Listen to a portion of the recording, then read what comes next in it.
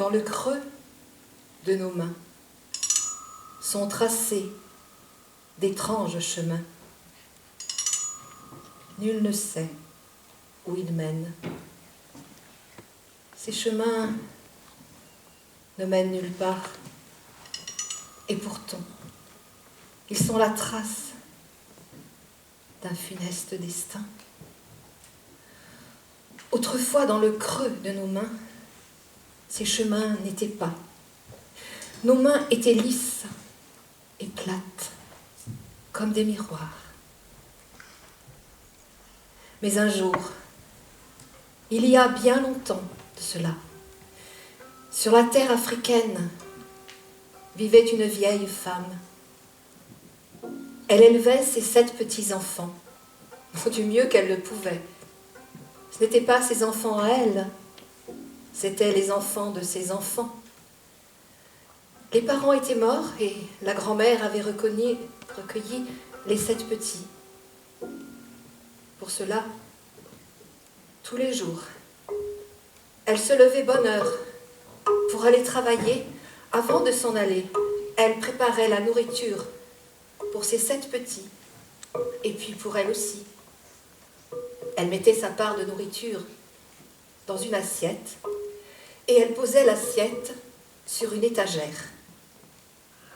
Et puis, elle s'en allait travailler toute la journée sous le soleil ardent de l'Afrique. Elle travaillait. Et le soir, elle rentrait, fatiguée, harassée, affamée. Alors, elle prenait son assiette et elle mangeait. C'était l'unique repas de sa journée. Et cela était ainsi chaque jour.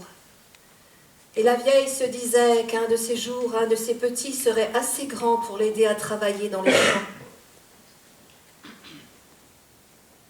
Et puis, voilà qu'un soir, elle est rentrée, comme à son habitude, fatiguée, harassée, affamée.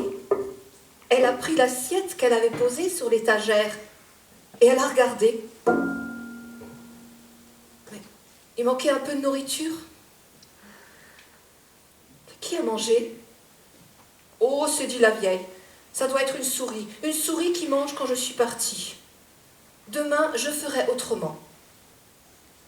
Le lendemain, elle s'est levée. Elle a préparé la nourriture pour ses 7 petits, pour elle aussi. Elle a mis sa part de nourriture dans l'assiette sur l'étagère et par-dessus un couvercle. Et elle s'en est allée travailler toute la journée sous le soleil ardent de l'Afrique. Elle a travaillé et le soir, elle est rentrée, fatiguée, harassée, affamée. Elle a pris son assiette, elle a ôté le couvercle et là, elle a regardé. Il manquait encore un peu plus de nourriture que la première fois. Bah ça, s'est dit la vieille. Mais qui mange quand je ne suis pas là? Bah c'est pas une souris. Oh, c'est peut-être un rat. Un rat a assez de force pour déplacer le couvercle avec sa patte. Demain, je ferai autrement. Le lendemain, elle s'est levée bonne heure. Elle a préparé la nourriture pour ses 7 petits, pour elle aussi. Elle a mis sa part de nourriture dans l'assiette, posé l'assiette sur l'étagère, dessus un couvercle et par-dessus un caillou. Et elle s'en est allée travailler toute la journée sous le soleil ardent de l'Afrique. Elle a travaillé. Et le soir, elle est rentrée, fatiguée, harassée, affamée. Elle a pris l'assiette, enlevé le caillou, soulevé le couvercle, et là, elle a regardé. Ben, il ne restait plus que la moitié. C'est dit la vieille femme, c'est pas une souris, c'est pas un rat qui mange quand je suis pas là, c'est un animal plus intelligent, peut-être est-ce un chat. Demain, je ferai autrement. Et le lendemain, elle s'est levée bonne heure, elle a préparé la nourriture pour ses 7 petits, pour elle aussi. Elle a mis sa part de nourriture dans une assiette, posé l'assiette sous l'étagère, par-dessus le couvercle, par-dessus le caillou, et à l'envers, elle a renversé une grosse calebasse qui recouvrait entièrement l'assiette.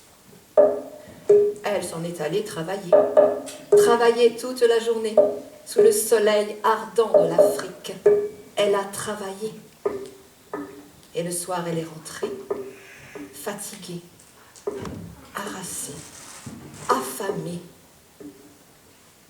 Elle s'est dirigée vers l'étagère, elle a enlevé la calebasse, ôté le caillou, soulevé le couvercle, elle a pris l'assiette et là, il restait plus rien. Bon, s'est dit la vieille femme, c'est pas un animal qui mange quand je suis partie. Non, non, non. Ça doit être un de mes petits, un ou plusieurs. Pour le savoir, elle les a réunis tous les 7 devant elle et elle leur a demandé « Lequel d'entre vous a mangé ma part de nourriture ?» Ils se taisaient tous. Alors elle a utilisé une autre méthode. Elle les a fait venir l'un après l'autre devant elle et les yeux dans les yeux leur a demandé « Est-ce toi ?»« Non, grand-mère. »« Est-ce toi ?»« Non, grand-mère. »« Est-ce toi ?»« Non, grand-mère. » Et du plus grand jusqu'au plus petit, personne n'a avoué. Elle commençait à perdre patience. Elle les a réunis à nouveau tous les 7 et elle leur a dit ceci. Voler, c'est pas bien, mais mentir, c'est encore pire. Allez, si vous m'avouez, je vais vous pardonner. Qui a mangé? Silence total. Ils se taisaient tous. Alors là, la colère est montée en elle. Et la colère, on le sait bien, la colère est mauvaise conseillère. Elle leur a dit à tous les 7 réunis, elle leur a dit ceci. Puisque vous avouez pas, eh bien demain, je n'irai pas travailler. Demain, je vous emmènerai avec moi au bord de la mer, dans cet endroit-là que l'on appelle la lagune. L'eau n'est pas plus haute que ça, l'eau arrive à peine jusqu'aux genoux. Mais tout au fond de l'eau vit le génie des eaux. Lui connaît la vérité et il punira le coupable. Allez, vous avez une dernière petite chance. Qui a mangé? Ils se taisaient tous, encore et toujours, ils se taisaient. Alors, exaspérée, elle les a envoyés se mettre au lit.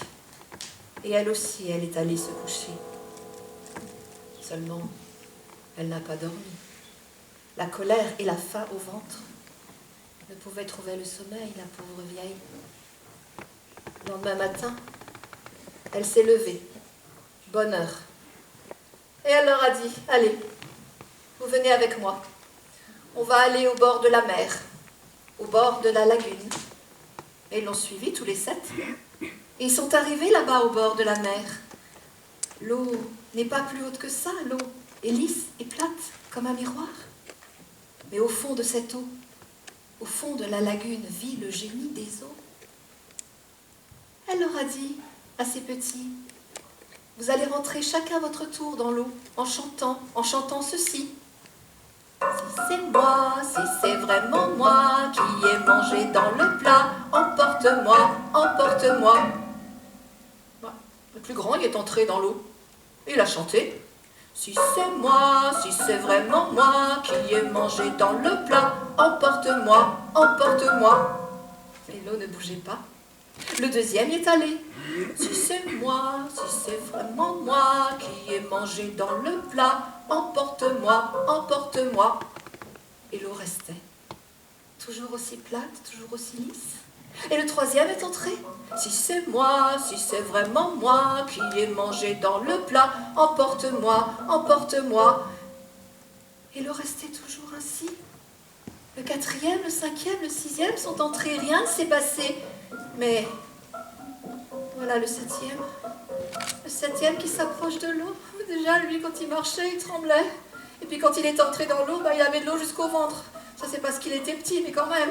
Et puis, d'une voix chevrotante, il a chanté. Oh, si c'est moi, si c'est vraiment moi, et l'eau bouillonnait autour de lui, qui est mangé dans le plat, emporte-moi, emporte-moi. Et voilà l'eau qui lui monte jusqu'à la tête.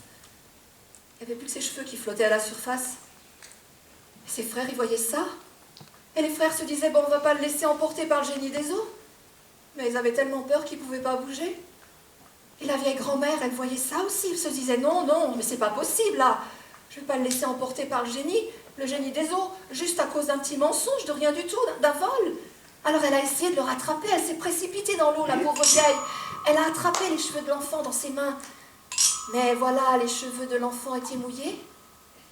Les cheveux mouillés, ça glisse. Et les cheveux ont glissé dans les paumes de la pauvre vieille. Et dans un tourbillon, l'enfant a été entraîné dans le fond de la lagune, il a disparu. Il est mort. Elle a ouvert ses pauvres mains, ses mains de travailleuse, et elle y a vu ces lignes que l'on appelle les lignes de la main, les lignes du destin.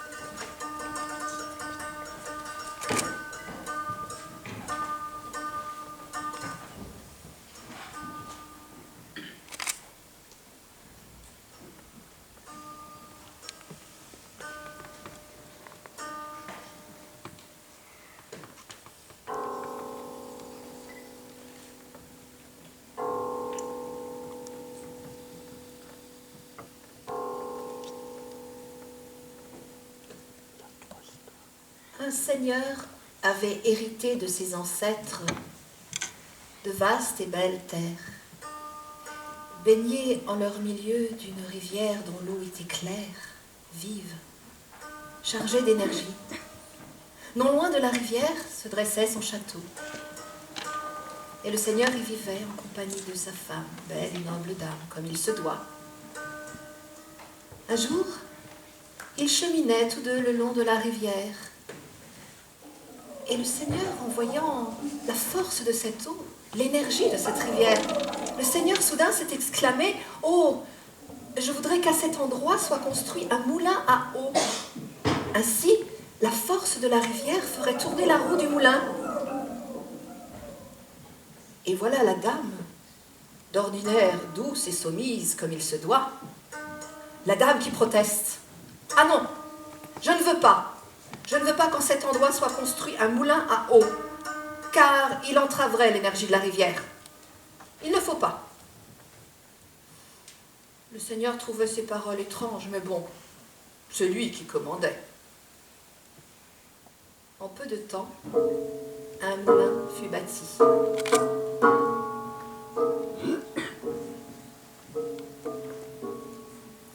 Mais il fallait désormais un meunier pour l'habiter. Un jeune homme se présenta, qui se disait meunier de son état. Il prit possession du moulin, et la roue tournait, entraînée par le courant de la rivière, la roue du moulin. Et la journée s'écoula ainsi. La nuit passa. Le lendemain, le Seigneur vint voir comment s'était passée cette première nuit dans ce moulin. Et lorsqu'il arriva devant le moulin, la porte du moulin était fermée à clé, de l'intérieur. Il appela. Personne ne vint lui ouvrir. Il frappa, il tambourina. Personne ne vint. Alors il fit venir ses hommes qui enfoncèrent la porte. Et là, ils découvrirent sur le sol le jeune meunier, étendu, mort. Son sang coulait encore. On l'enterra. On chercha le coupable, ou les coupables. On ne les trouva pas. Quelque temps plus tard, un autre jeune homme se présenta. Il se disait meunier de son état. Il prit possession du moulin. À nouveau, la roue tournait, entraînée par le courant de la rivière. La journée s'écoula et la nuit passa. Le lendemain, le Seigneur vint voir comment s'était passée cette première journée et cette première nuit. Comme la première fois, il se trouva devant la porte du moulin, fermée à clé, fermée de l'intérieur. Alors il appela. Personne ne vint. Il frappa, tambourina. Personne. Il fit venir ses hommes qui enfoncèrent la porte du moulin. Et là, ils découvrirent le jeune meunier sur le sol, égorgé, étendu, mort. Son sang coulait encore. On l'enterra, on chercha le coupable, on ne trouva pas. 5 autres meuniers subirent le même sort. On les retrouvait tous au matin égorgés morts. Désormais, dans la région, on disait « ce moulin est maudit ». Certains prétendaient que ces crimes étaient dus à l'invasion des pillards qui, autrefois, hantaient nos régions.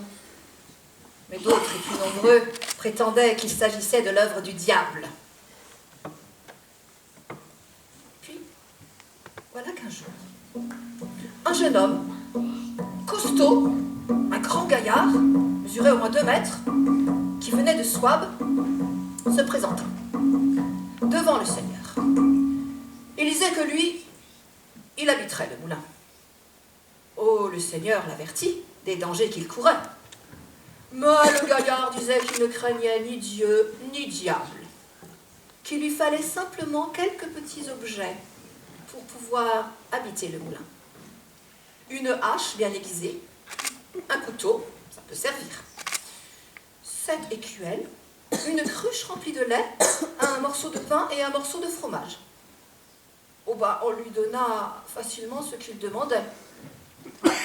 Et le gaillard prit possession du moulin. À nouveau, la belle roue tournait joyeusement sur les eaux de la rivière. Et le soir, le gaillard entra dans la grande pièce du moulin. Là, il s'installa confortablement. Devant lui, il avait placé les 7 écuelles, il les avait remplies de lait. Puis, il prit son morceau de fromage, son pain, il mangea tranquillement. Il but aussi,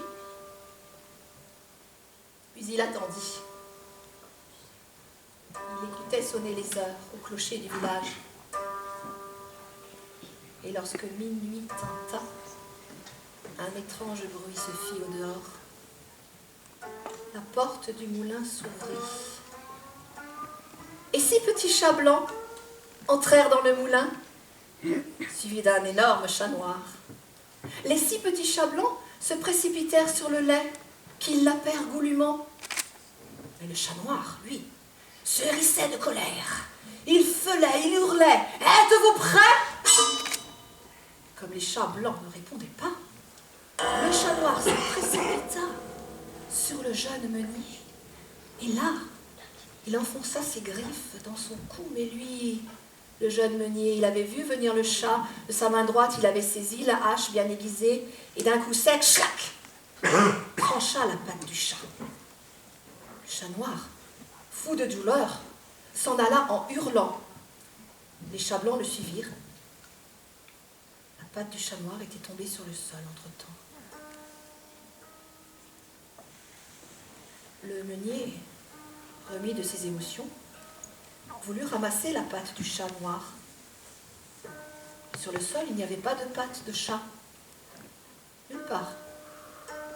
Une main était posée sur le sol, une main fine, ornée d'une bague, une main ensanglantée. Le jeune homme prit la main, il la contempla le restant de la nuit. Au matin, le Seigneur vint le trouver pour voir comment s'était passée cette première nuit. Et le jeune meunier lui raconta les chats, le grand chat noir, la patte coupée, et puis enfin cette main.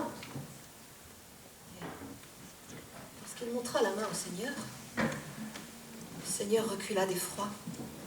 Cette main, il la connaissait bien.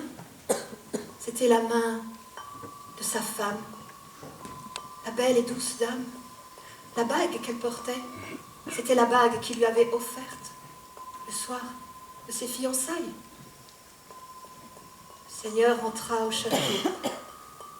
Devant le château, il y avait des gardes. Et les gardes lui disaient qu'il ne fallait pas entrer, parce que dans le château était la dame qui était très malade et que peut-être il s'agissait d'une épidémie et qu'elle était peut-être contagieuse. Mais le Seigneur commandait. Il repoussa les gardes, il entra dans le château, mais devant la porte de la chambre de sa dame étaient postées les servantes qui lui disaient qu'il ne fallait pas déranger la dame car elle était prise de fièvre et délirait. Le Seigneur repoussa les servantes. Il entra dans la pièce. Il vit, allongée dans son lit, la belle dame. Elle était blanche comme la mort. Draps et couvertures la recouvraient jusqu'au menton. Ses bras et ses mains étaient dissimulés. Lui, sans dire un seul mot, il souleva les draps et les couvertures. Et là-dessous, il vit. Il vit qu'au bras droit de sa dame, il manquait une main. Le bras, entouré d'un pansement, était ensanglanté. Il comprit alors que sa dame n'était autre qu'une sorcière. Elle prenait, certaines nuits, l'apparence d'un chat noir et s'en allait trucider tous les meuniers qui osaient habiter en cet endroit-là, en ce moulin, à côté de la rivière. Elle ne voulait pas cela, parce que la rivière était chargée d'une énergie nécessaire aux sorcières. C'est pour cela qu'elle les tuait. Alors, on la brûla. En ce temps-là, on brûla beaucoup de femmes, sous prétexte qu'elles étaient sorcières. Beaucoup d'entre elles ne l'étaient pas, mais celle-là l'était vraiment. Le moulin existe encore quelque part. Si vous cherchez bien, vous le trouverez. Certains racontent qu'à certaines nuits de lune noire, sur les eaux de la rivière, à côté du moulin, ils ont vu danser une ombre blanche. Et elle tendait vers le ciel son bras ensanglanté, son bras au bout duquel il manquait une main.